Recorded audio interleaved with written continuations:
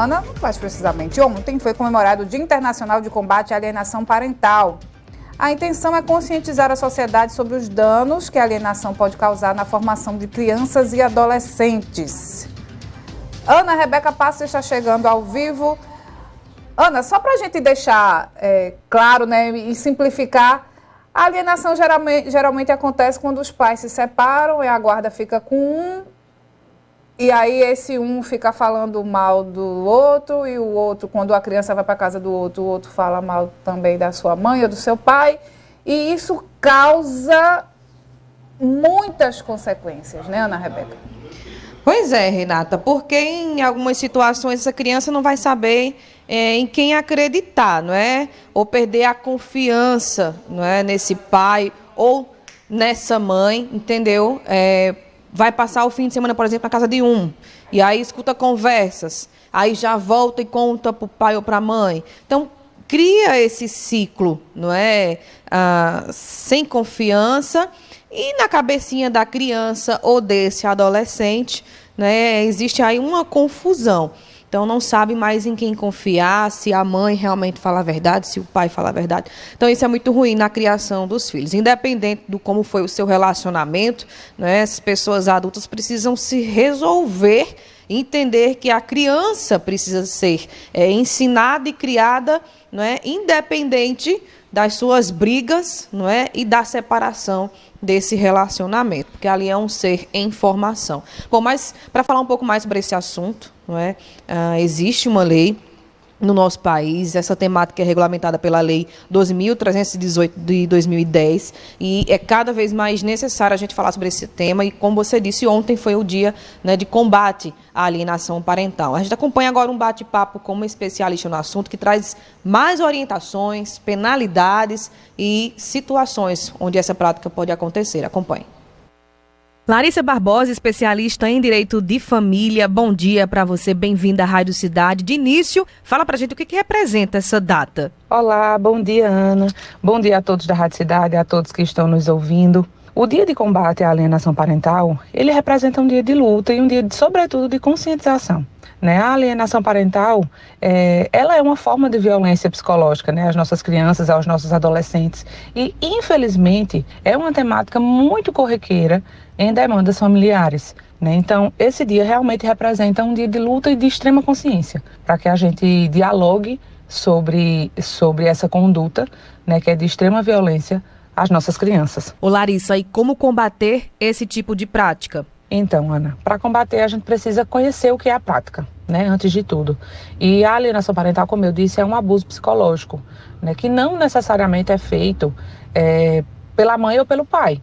Pode ser qualquer parente que detém ali a guarda, que mora com a criança, que tem o poder familiar da criança, pode ser o alienador. Né? E a alienação parental ela é um conjunto de condutas que acaba por impetrar na criança, né, ideias, memórias, que não necessariamente são verdade sobre aquele outro parente. Então, a primeira forma de combater é fazendo com que a pessoa que pratica a alienação parental, ela tenha ciência de que aquilo que ela está fazendo é alienação parental. Né? Então, é preciso que o que está sofrendo outro parente, que está sofrendo os resultados dessa alienação, né, denuncie a conduta de alienação parental, por exemplo, né, para que a pessoa que está alienando fique sabendo que aquela conduta é uma alienação. Né? E um ponto fortíssimo para evitar esse tipo de conduta é que os adultos que estão envolvidos na relação e que acabam criando esse cenário de alienação parental com a criança tenham consciência que, na imensa maioria das vezes, as falas, as histórias contadas à criança falam muito mais da relação deles enquanto adultos do que de algum perigo que efetivamente aquele adulto cause àquela criança. Então, é preciso maturidade, é preciso consciência, né, e separar essas questões da vida com aquela criança, com aquele adolescente. Advogada, e quais danos pode causar na vida desse filho ou filha quando o familiar pratica a alienação? Os danos à criança ou ao adolescente, eles são gigantes. Né? A psicologia diz que uma criança ou um adolescente alienado pode gerar de problemas, além de problemas com aquele parente, problemas íntimos, de segurança, de irritabilidade, de isolamento, né, de dificuldade com relações com outras pessoas. Além desses danos íntimos, ainda os danos que são realmente ali entre os familiares, né? A quebra de vínculo, né? As falsas memórias que a criança não consegue deletar e ela acaba tendo aquilo como uma verdade, a enxergar a pessoa por detrás dessa perspectiva, né? Então, aliás, por meio dessa perspectiva, ela vai enxergar daquela forma. Então, os prejuízos são inúmeros e, sem sombra de dúvida, são sequelas que não vão ficar apenas ali enquanto aquela alienação é praticada, né? É um problema que vai se perpetuar na vida daquele jovem, vai ficar adulto e ainda aquela alienação praticada vai ainda refletir nas relações dele enquanto adulto, né? Essa insegurança, essa irritabilidade, essa dificuldade de firmar vínculos com outras pessoas segue na vida adulta. Existe algum tipo de penalidade? Sim, Ana, existem sim penalidades. A lei de alienação parental, ela prevê que, denunciada a alienação parental, né, ao judiciário, o juiz responsável pela causa, ao detectar que há indícios de alienação, né, porque nós, juristas, juízes, promotores, advogados, nós não temos a competência de detectar, né? Quem faz esse estudo são psicólogos e o judiciário promove isso. Mas, vendo indícios de que há alienação, o juiz já pode aplicar algumas medidas, como, por exemplo, ampliar o convívio com aquele... Normalmente são entre genitores, né? Então, vamos falar como diz na lei. Ampliar o convívio com aquele outro genitor. Então, por exemplo, o pai aliena a criança e a mãe faz a denúncia de que o pai está alienando. Então, o judiciário pode, já de imediato, ampliar o convívio da criança com a mãe, para tentar mitigar o período que a criança passa com aquele pai sofrendo, né, a alienação.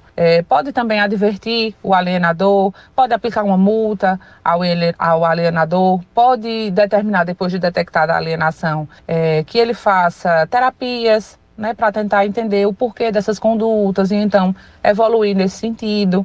E, por fim, pode chegar até ao alienador perder o direito de guarda, de ter a guarda daquela criança, né? A guarda se terminar unilateral para o outro genitor, não o alienador. E essa é a medida mais extrema. Ô Larissa, e o que fazer se for constatado que há alienação parental, denunciar? Bom, e ao detectar, né, que está havendo essa prática de alienação parental, a primeira medida é procurar um advogado especializado na área, ou a Defensoria Pública, né, o Ministério Público, para alinhar isso e entrar com a ação declaratória de alienação parental.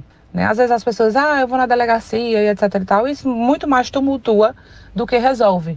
Né? De fato, o que a gente precisa, diante de uma situação dessa, é realizar um estudo, denunciar, obviamente, e aí pode procurar o Ministério Público para isso, pode procurar o Conselho Tutelar para isso, né? A ajuda desses órgãos também é extremamente importante, o auxílio deles nessas condutas, né? Às vezes no Conselho Tutelar eles mesmos promovem uma reunião e tentam ali, né, esclarecer que aquelas condutas são condutas de alienação e etc, e às vezes conseguem um bom resultado. Mas se no âmbito amigável isso não for possível, é necessário realmente ingressar com a ação judiciária de declaração de alienação parental, onde aí sim vai ser feitos estudos biopsicossociais, psicológicos na criança, para que verifique se de fato aquela criança está sofrendo alienação parental e a partir daí o judiciário vai tomar as medidas que são cabíveis e necessárias, né, para proteger essa criança da alienação parental e evitar, né, todos esses problemas que nós já relatamos aqui. Larissa Barbosa, especialista em direito de família, muito obrigada, viu, pelas informações e orientações. Até a próxima. Ana, eu que agradeço o espaço, é sempre uma satisfação participar aqui com vocês e poder abordar esse tema, né, que, como eu falei inclusive no início, é um tema de grande recorrência nas demandas em direito de família. Então, eu como mãe, como advogada familiarista, sem sombra de dúvidas, abraço a causa de combate à alienação parental e deixo também um alerta que, às vezes, relações abusivas entre homens e mulheres fazem com que os homens digam que vão tirar a guarda dos seus filhos porque as mulheres estão praticando alienação parental. Mas é preciso também estar atento que em muitas situações, embora a gente tenha conversado aqui efetivamente sobre a alienação parental, mas em muitas situações não há alienação parental. O que há é irresponsabilidade paterna, o que há é violência sofrida pela criança e pela mãe daquele pai. Então, assim, é muito importante que as mulheres, e agora sim falo diretamente para elas, procurem né, órgãos de proteção, procurem advogados especializados para entenderem o que é alienação e entenderem que suas condutas muitas vezes é de proteção e não de alienação parental. A gente precisa também fazer essa diferenciação, né, e não se amedrontarem em relações abusivas, cedendo situações que são perigos para os filhos por medo dessa denúncia de alienação parental. Nem tudo é alienação. É importante também que a gente trate e fale sobre isso, mas esse tema permanece sendo de extrema importância para a proteção de mulheres também, e não só das crianças. Muito obrigada, Ana, e bom dia a todos. Pois é, muito bem orientado aí pela advogada Larissa, não é? Essas instruções. E é isso, Renata, ficar atento, não é?